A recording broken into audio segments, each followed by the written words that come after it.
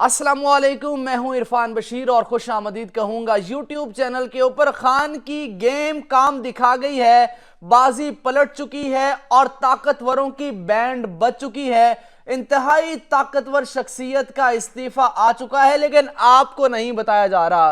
वो इस्तीफा आपको बताऊंगा। और इसके अलावा खान ने दौड़ें लगा दी हैं ताकतवरों की। ऐसी चाल और ऐसी कामयाब चाल, ऐसी शातिराना चाल जेल में बैठ के, ये कैसे मुमकिन है? लेकिन खान ने कर दिखाया है, वो आपको चाल बताऊंगा। इसके अलावा इकोनॉमिस्ट के अंदर जो खान का कॉलम है, उसमें खान साहब ने बराह रास्त एस्टेब्लिशमेंट को निशाना बनाया।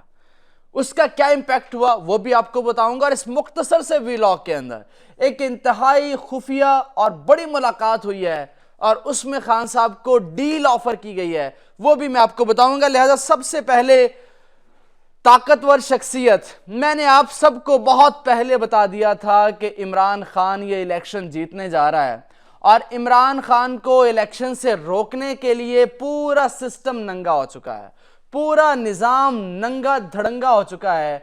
आप देखिए कि पहले पंजाब और केपी के अंदर इलेक्शन नहीं होने दिए गए, पीटीआई के लोगों को गिरफ्तार किया गया, 10,000 बंदा इस वक्त जेलों के अंदर है। 9 मई हुआ, उसके बाद अभी तक पीटीआई को तोड़ा गया। पीटीआई में से 3 पार्टियां निकाली। केपीके में वो परवेज खटक जो गन्ना तक नहीं तोड़ सकता, जो कहता है मैं पीटीआई तोड़ूंगा। इधर आईपीपी, अलीम खान, जहांगीर तरीन, पता नहीं क्या क्या, फिरदौस आशिकवान आ गई। सारी पीटीआई के लोग जो हैं वो इसके अंदर आ गए। हासिल वसूल क्या? छनकना, कुछ भी नहीं। अवाम तो खान के साथ है, नहीं टूटा। सरकारी टीवी कंट्रोल्ड है, उस पर जनाब सरकारी बयानियां चलाया, लेकिन क्या हुआ? कुछ भी नहीं हुआ। अवाम फिर भी खान के साथ है। वोट किसका? वोट इमरान खान का। पूरी दुनिया के अंदर आप जिससे मर्जी पूछ लें, वोट किसका? खान के अंदर।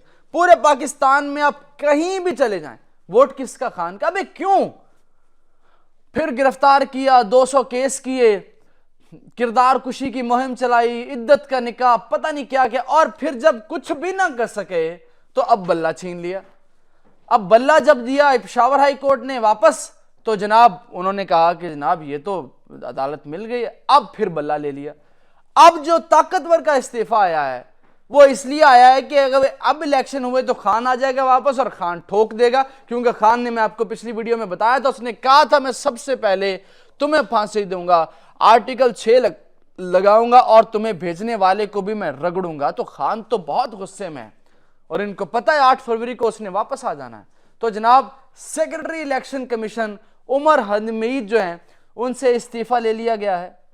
उनको ओहदे से उनका इस्तीफा आ चुका है, वो अपना ओहदा छोड़ चुके हैं। और अब एक इंतहाई ताकतवर शख्सियत का इस्तीफा जब आएगा वो मैं आपको बताऊंगा अगली वीडियो के अंदर। और वो ताकतवर शख्सियत जब इस्तीफा देगी तो जनाब इलेक्शन नहीं होने। मैंने आपको बताया था ये वो हरबा आजमाएंगे जब तक, देखें जिसको राज दुलारे को ये लाए थे अपने कंधों पे बिठा के, कन्विक्टेड, ताहयात मुजरिम, ताहयात ना अहल, एक केस में 10 साल, एक केस में 7 साल, तोशा खाना, पता नहीं क्या क्या केस, लेकिन अवाम तो उसको मुंह लगाने को तैयार नहीं है। उसने एक जलसा किया आने के बाद पाकिस्तान में, एक जलसा तक नहीं कर सका, ये उसकी हैसियत। तो अब इनको लगता है कि जनाब अवाम अभी भी खान के साथ है, लिहाजा खान को नहीं लाना, हम मर जाएंगे। तो ये इनका मजमूई प्लान है। मैं आगे चलता हूं। अच्छा, खान को डील ऑफर की जा रही है कि किसी तरह मान जाओ, लेकिन वो मर्द का बच्चा नहीं मान रहा है। उसने कहा मैं जेल भी कबूल है, मुझे मुल्क बदरी कबूल नहीं है, मैं इधर मरूंगा पाकिस्तान के अंदर और मैं डील भी नहीं करूंगा। बड़े बड़े विचोले आए, दुरानी साहब कोई आए, फिर उसको बुशरा बेगम को डाला गया, लेकिन खान नहीं मान रहा। बहुत अड़ियल, बहुत जिद्दी आदमी है। 8 फरवरी का अगर इंतखाब होता है, जो कि अभी तक आसार है कि नहीं हो रहा, आपका वोट किसको है आपने कमेंट बॉक्स में बताना। इस वीडियो को लाइक लाजमी कीजिएगा और शेयर लाजमी कीजिएगा। अपना बहुत सा ख्याल रखिए और इस चैनल को सब्सक्राइब कर लीजिए अगर आप इस तरह की मजीद वीडियोस देखना चाहते हैं मेरी पाकिस्तान की पॉलिटिक्स के ऊपर। अल्लाह निगहबान।